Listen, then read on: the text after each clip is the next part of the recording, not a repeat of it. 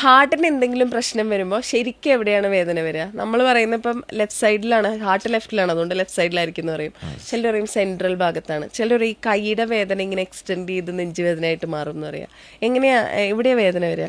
Usually വരുന്ന സാധാരണ ഇതിൽ നെഞ്ചിന്റെ ഒരു നടുക്ക് ഭാഗത്താണ് സാധാരണ ഒരു വിമിഷ്ടമായിട്ടാണ് തോന്നുന്നത്, വേദനയല്ലാതെ. അതൊരു നേരെ നടുക്കായിട്ടൊരു ഒരു വിമിഷ്ടം, ഒരു പോയിന്റ് അല്ല. ഒരു പോയിന്റിലാണെങ്കിൽ ഇത് ഹാർട്ടിന്റെ അല്ലാതെ വേദന. അത് ആൾക്കാർക്ക് തോന്നുന്നത് ഒരു ഗ്യാസ് കെട്ടിയിരിക്കുന്നത്, എന്തെങ്കിലും ആഹാരം കഴിച്ചിട്ട് ഇറങ്ങിപ്പോകാതെ ഇങ്ങനെ തടഞ്ഞിരിക്കുന്ന ആ തരത്തിലുള്ളൊരു ഫീലിംഗ് ആണ്. അപ്പോൾ സാധാരണ ഇതിൽ ആൾക്കാർ ചെയ്യുന്നത് ഒരു ഗ്ലാസ് വെള്ളം കുടിച്ച് നോക്കും, അല്ലെങ്കിൽ ഗ്യാസിൻ്റെ മരുന്നെടുത്ത് കഴിച്ച് നോക്കും. ഒരു എമ്പക്കം പോയി കഴിഞ്ഞാൽ സാധാരണ അതിൽ കുറവുണ്ടെങ്കിൽ അത് ഗ്യാസിൻ്റെയാണ്. പക്ഷേ അത് കഴിഞ്ഞിട്ട് അത് മാറാതെ നിൽക്കുവാണെങ്കിൽ തീർച്ചയായിട്ടും ഹോസ്പിറ്റലിൽ പോകണം.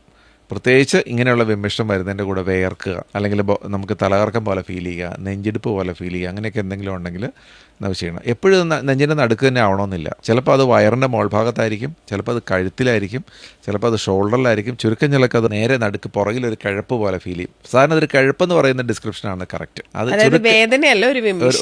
ഒരു കഴപ്പ്, ഒരു വിമിഷ്ടം പോലെ, അത് എന്ത് ചെയ്താലും മാറാത്തൊരു വിമിഷ്ടം പോലെ. പിന്നെ ഇരുന്ന് നോക്കും, കിടന്നു നോക്കും, ചെരിഞ്ഞ് കിടന്നു നോക്കും, ഗ്യാസിൻ്റെ മരുന്ന് കഴിച്ച് നോക്കും, ഇതൊന്നും കഴിച്ചിട്ട് മാറണില്ല എന്ന് തോന്നുമ്പോൾ പിന്നെ അത് തീർച്ചയായിട്ടും നമുക്ക് ഹോസ്പിറ്റലിൽ പോയി ECG എടുത്ത് നോക്കണം.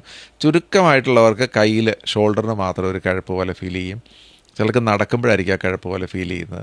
പല സമയത്ത് ഇങ്ങനെ എഴുന്നേറ്റ് ഇരുന്ന് കഴിഞ്ഞാൽ അവർക്ക് ഇച്ചിരി ഒരു ആശ്വാസം തോന്നാറുണ്ട് ചിലർക്ക് കിടന്നു കഴിഞ്ഞാലായിരിക്കും.